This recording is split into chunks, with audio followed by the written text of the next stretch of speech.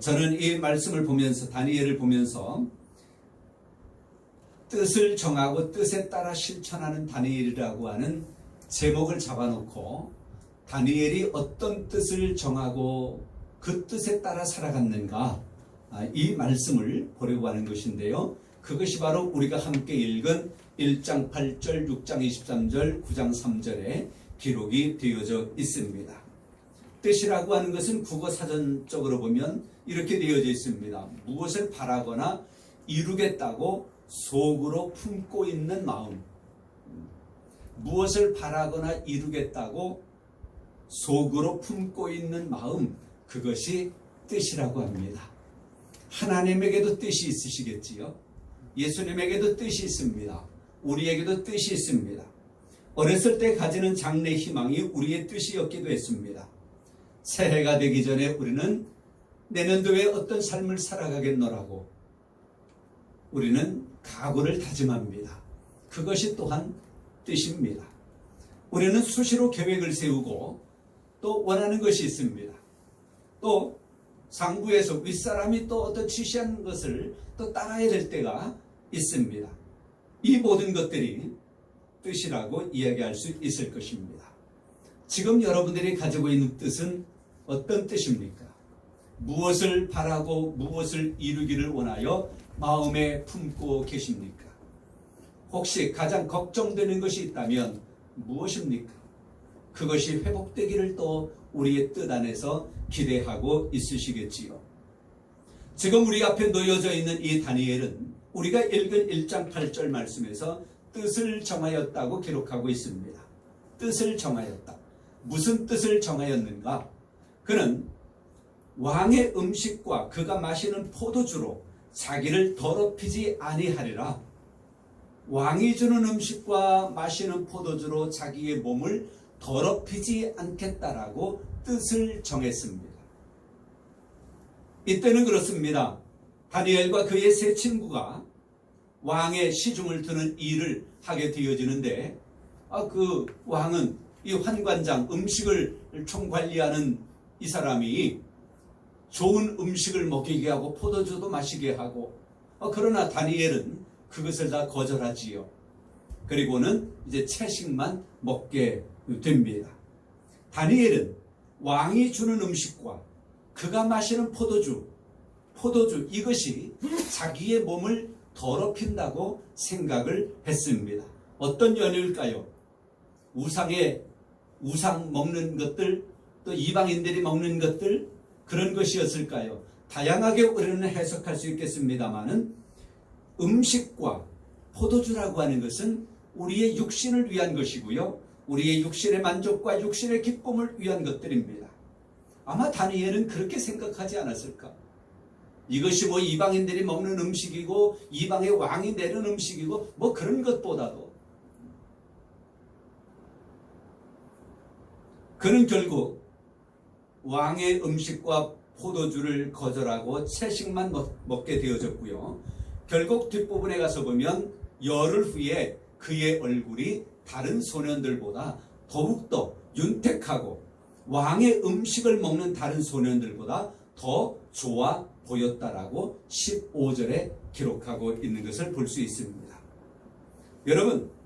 여러분을 더럽힌다고 여겨지는 육신의 만족과 육신의 기쁨, 이것을 거절할 수 있는 그런 용기가 있다면 우리가 얼마나 다니엘처럼 더욱더 윤택하고 더욱더 좋아 보이는 그런 사람이 될 수 있을까요?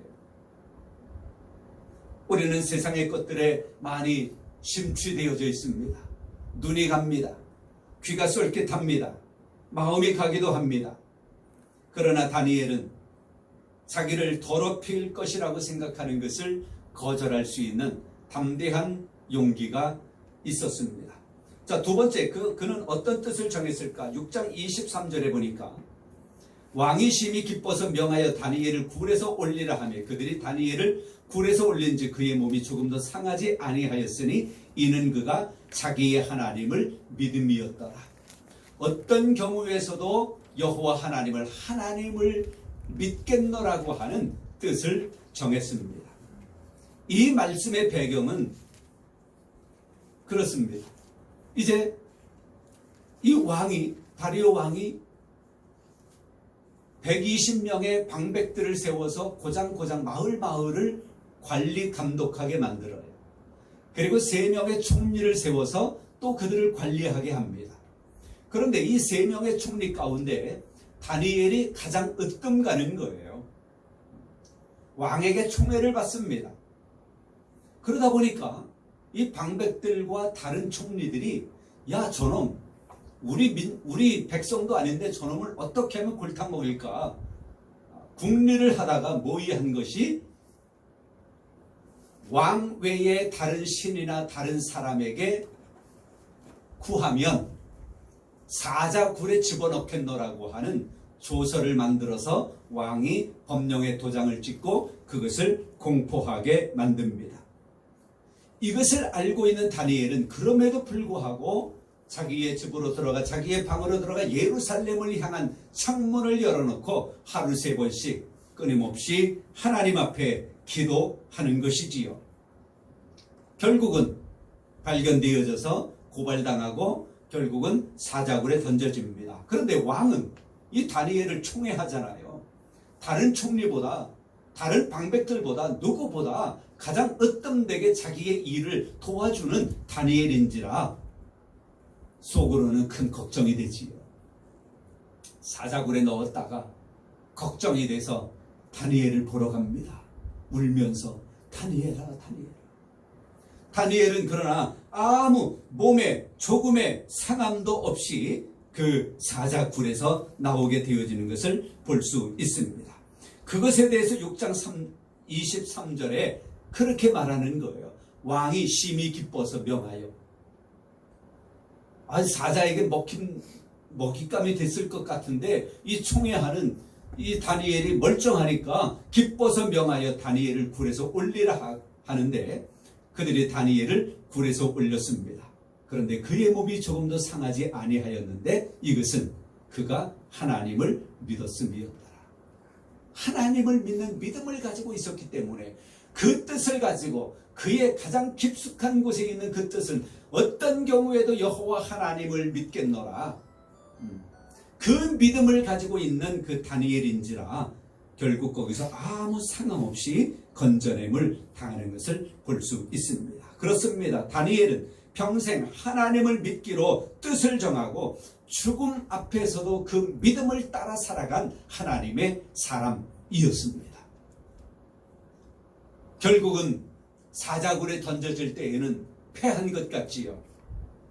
모함을 당한 거잖아요. 결국은 사자굴에 던져짐을 당할 때에는 모든 사람들이, 야, 저 굶주린 사자들이 한순간에 와서 다니엘의 뼈까지도 다 씹어 먹을 거야 등등 그런 것들을 상상하지 않았겠어요? 왕도 그랬으니까요.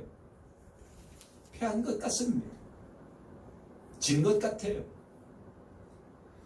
그러나 그 사자굴에 들어가면서까지도 여호와 하나님에 대한 신앙을 버리지 아니하고 그 사자굴 속에 들어가서 얼마나 하나님 앞에 또 기도했겠습니까? 그 믿음이 사자를 이겼으며 믿음이 모든 방백들과 총리들 자기를 모함한 이들을 이겼으며 또 믿음이 자기 민족을 하나님의 백성들을 압제하고 있는 그 왕까지도 이겼다라고 하는 것을 여기 말씀에 우리에게 보여주고 있는 것입니다. 믿음이 결국은 승리했습니다. 세 번째, 그는 어떤 뜻을 정하였을까? 9장 3절에 보니까 내가 금식하며 베옷을 입고 죄를 덮어쓰고 주 하나님께 기도하며 간구하기를 결심했답니다. 결심했어요. 다니엘은 기도하는 사람이었습니다. 하나님 앞에 기도하는 사람입니다. 어떤 경우에서도 그는 하나님 앞에 기도하는데 그가 하나님 앞에 기도할 때에 두 가지 범죄함을 고백하는 것을 볼 수 있습니다. 9장 말씀에 9장 11절 말씀에 보면 온 이스라엘이 주의 율법을 범하고 치우쳐 가서 주의 목소리를 듣지 아니하였으므로 온 이스라엘이, 우리의 선조들이, 우리의 민족이 온 이스라엘이 여호와 하나님의 율법을 범하여 치우쳐가지고 주의 목소리를 듣지 아니하였다, 청종치 아니하였다라고 하는 것을 다니엘은 큰 민족의 범죄, 이것을 자기의 범죄로 여기고 하나님 앞에 회개합니다. 두 번째 회개는 13절 후반절에 보니까 우리 하나님 여호와의 얼굴을 기쁘게 하지 아니하였다. 우리 민족이, 온 이스라엘이 여호와 하나님의 얼굴을 기쁘게 하지 아니하였다라고 하는 범죄함을 주님 앞에 내려놓습니다. 그것이 20절에 그렇게 표현합니다. 9장 20절에 내가 이같이 말하여 기도하며 내 죄와 내 백성 이스라엘의 죄를 자복하고, 자기의 죄와 민족의 죄까지도 하나님 앞에 다 자복하고 하나님 앞에 기도하는 거예요.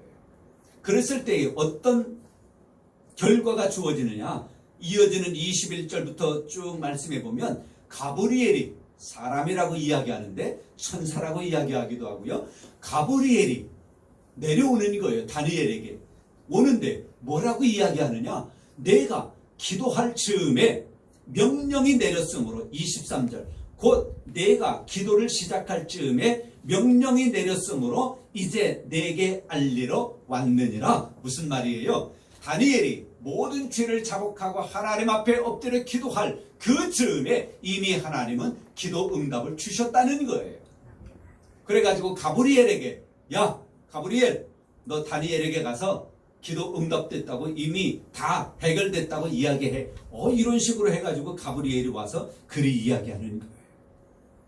기도할 즈음에 명령이 내렸으므로 내게 알리러 왔느니라. 너는 크게 은총을 받은 사람이라 그런즉 너는 이 일을 생각하고 그 환상을 깨달을지니라. 다니엘은 하나님 앞에 기도하고 간구하기를 결심했어요. 어떤 경우에서든지 죄를 자복하고 하나님의 말씀을 청종하기를, 또 하나님의 얼굴을 기쁘시게 하기를.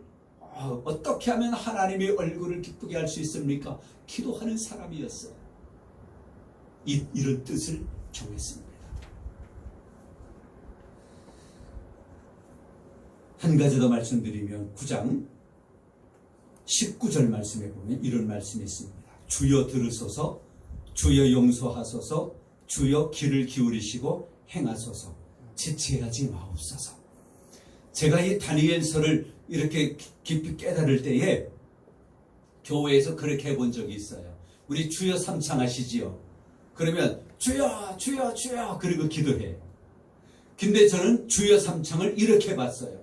주여 삼창을 하되 주여 주여 주여만 하지 말고 주여 들으소서, 주여 용서하소서, 주여 행하소서. 그렇게 삼창을 하고 기도하게 해본 적이 있어요. 그랬더니 기도가 끝난 후에 새롭다고, 처음 해봤다고, 좋다고, 앞으로 계속 그렇게 하자고 우리 청년들이 수련회 가서 그렇게 한 적도 있습니다. 한번 해보십시오. 주여 삼창 여러분 교회 가서 하실 때 주여 들으소서, 주여 용서하소서, 주여 행하소서. 다니엘은 이런 마음으로 하나님 앞에 기도하는 사람이었습니다. 바라기는 여러분 세상의 많은 일들을 감당하고 계시지만 여러분의 뜻 안에 세상의 것으로 인하여 나 자신을 더럽히지 아니하겠노라 뜻을 정하시고 그대로 행하실 수 있기를 바랍니다. 어떤 경우에도 하나님에 대한 믿음 저버리지 아니하고 믿음으로 살아가겠노라 뜻을 정하고 그렇게 살아가실 수 있기를 바랍니다. 어떤 악조건, 어떤 좋지 못한 상황이 주어진다 하더라도 하나님 앞에 기도하고 간구하기를 끊임없이 하겠노라 뜻을 정하고 그렇게 실천할 수 있기를 바랍니다. 그러면 다니엘이 다 해결되어지고 다 하나님의 뜻을 이루어 냈던 것처럼 그런 은혜가 여러분에게 주어질 줄 믿습니다. 성부와 성자와 성령의 이름으로 여러분 모두를 축복합니다.